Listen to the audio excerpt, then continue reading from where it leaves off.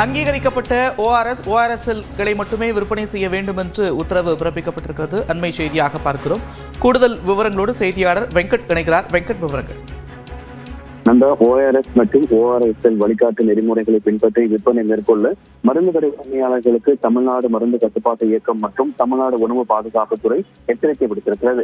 இந்த அறிவிப்பில் வயிற்றுப்போக்கு, வாந்தி உள்ளிட்டவர்களால் நீர்க்கட்டு இழப்பு ஏற்படும் உலக சுகாதார அமைப்பு மூலம் அங்கீகரித்துள்ள ORS மட்டுமே மருந்தகத்தின் விற்பனையாளர்கள் வழங்க வேண்டும் என கூறப்பட்டிருக்கிறது.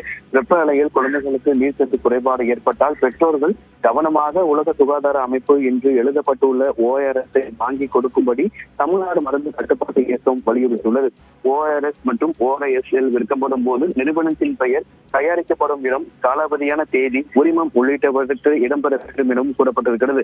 பொதுமக்கள் இரண்டிற்கும் வித்தியாசத்தை கண்டறிந்து வாங்கிக் கொண்டு பகிர வேண்டும் என வேண்டுகோள் விடுத்திருக்கிறது. தமிழ்நாடு மருந்து கட்டுப்பாட்டு இயக்கத்தின் வழிகாட்டு நெறிமுறைகளை பின்பற்றாமல் ORS மற்றும் ORSL விற்பனை செய்தால் கடுமையான நடவடிக்கை எடுக்கப்பட்டு உரிமையாளர்கள் மீது கடும் நடவடிக்கை எடுக்கப்படும் என தமிழ்நாடு மருந்து கட்டுப்பாட்டு இயக்கம் மற்றும் தமிழ்நாடு உணவு பாதுகாப்புத்துறை எச்சரிக்கை விடுத்திருக்கிறது.